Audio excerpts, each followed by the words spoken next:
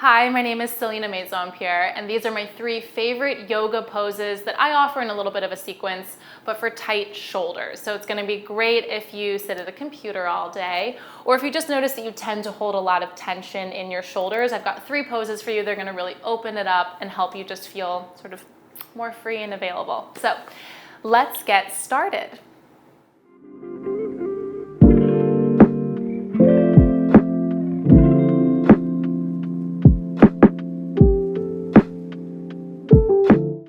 So my first pose for you is going to be a very traditional cat-cow, but we're going to take a spin on it. And if you don't know what that means, we come to a tabletop position. And a tabletop is spread the palms, point the toes, and we really want to set ourselves up well in a tabletop, meaning that shoulders and wrists are aligned and hips and knees are aligned. So those 90-degree angles are giving your body a really nice structure so that when we move the spine, which we'll add on in a moment, we can move sort of fluidly. So in your cat-cow, just for a moment, look down and look at your hands and really spread the palms. Firm up through the arms. Keep your neck long, vision is a couple of inches out in front of you, and just notice how you feel. Before we move, notice how you feel. From there, we'll drop the belly and lift the heart. This is called our cow pose, so like a cow in a pasture. And then you'll push the floor away from you, deeply round the spine, drop the head. This is called cat pose, and you can think it's like a scary Halloween cat. So you're pushing your heart up to the ceiling. And we'll do that a couple of times. Dropping the belly, this is the inhale through your nose. As you exhale, push the floor away and deeply round. And as you move through this, you might start to feel some sort of shaking in the arms, which is normal, but what I really want you to do is start to bring some awareness to the spine. So a lot of tight shoulders is this sort of feeling of like hunching in and rounding in and tensing in. I want us to get nice and fluid through the vertebra of the spine, and cat-cow is a great movement sequence to do so. So let's go about 5 more rounds. You can go at my speed, or you can always speed it up a little bit more. 3, 2, and 1.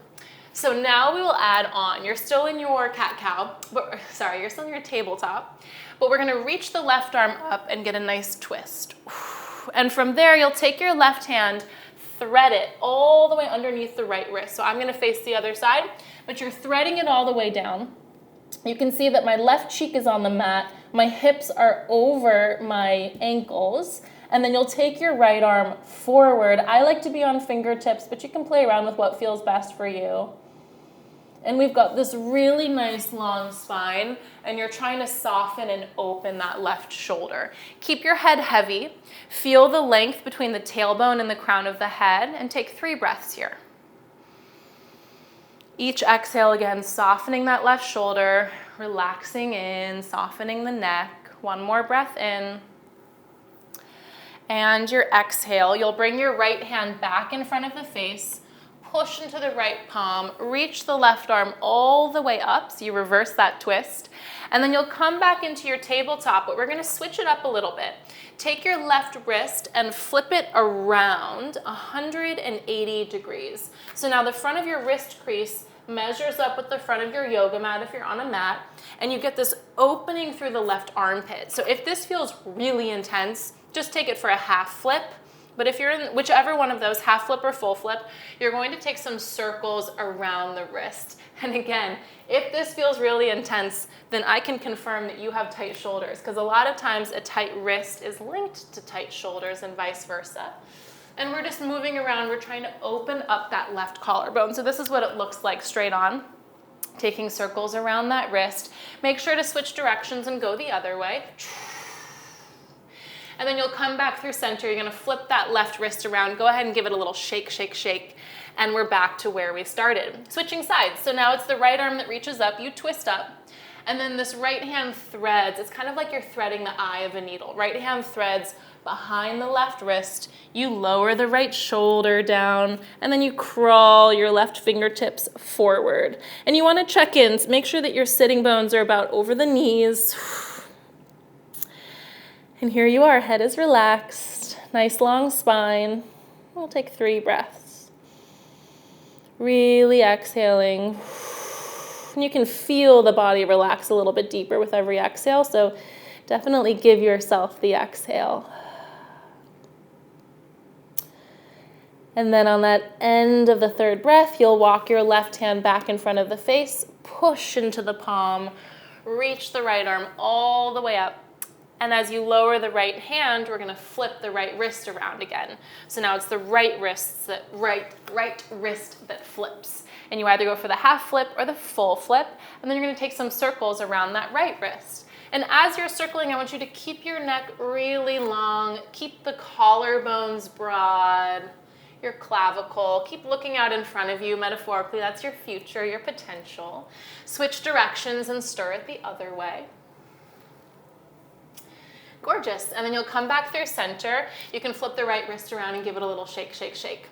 If you want to really open the wrists, we can give them both for a flip, and maybe you take your hips back and hips forward. This is like extra credit if you want to play around a little bit more. You could also take your cat-cow here with the wrist flipped. I'll leave that for you to play with. So we've got cat-cow. We have the thread, the needle for opening up through the back line of the shoulders. And now I want us to come to a comfortable seat. So you can do this in a chair as well. I'm going to sit on a yoga block underneath. This is really nice to do at your desk as well if you're feeling tight shoulders throughout the day. We're going to interlace the palms. Push me away, deeply round the spine, chin to chest. Pause here. You can open the shoulders or move the arms a little to the right, a little to the left. I've heard the back line of your shoulder blades called the sea of forgiveness before and grief. I don't know if that means anything to you, but it's a fun metaphor. And then you'll reach the arms all the way up. Ooh, lift up and out of the sides of the waist, lift up and out of the low back, push the ceiling away. And then you just gently release and relax. So you can do that a couple of times. Opening up through the shoulders, reaching up, relaxing down. Let's do it one more time. Interlace the palms, push me away, chin to chest. Inhale, arms reach up, get super tall, and release the arms down. I know I said 3 poses, but I want to offer this one as well. Let's take the right arm up. Spin the right palm to face back behind you.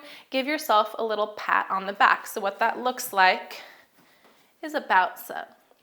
Take your left arm out, spin the palm to face back behind you, and interlace the palms behind the back. If you can't grab for the palms, maybe you grab a ponytail, maybe you grab a t-shirt. Another option would be to grab a belt strap behind you, but you're just grabbing onto something so that you can get that right elbow up, you can get the left elbow down, and we're here. If you want to make it dynamic, imagine putting a paintbrush on the tip of your right elbow and you draw a little circle on the ceiling. So this is our second pose. It's called Gomukhasana arms, or cow-faced arms. If you're drawing circles, you make sure to go 2 directions always. And you can stay up there for as long as you like, but we have a second side. So release the arms, roll through the shoulders, let that go. Left side. Coming into it intentionally is important, and I'll show you why on this side. So we'll start by taking our left arm out to the side and then all the way up to the ceiling. We want to spin the palm to face back behind us because that wraps our shoulder in and around.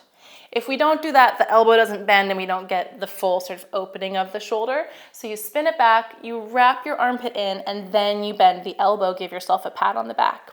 Same thing on the right hand side. So when you reach the right arm back, if I bend my elbow here, I can't really get the full rotation of the shoulder. But if I spin the palm back behind me and I wrap the shoulder in and then bend the elbow, notice if you can get any closer to grabbing fingertips.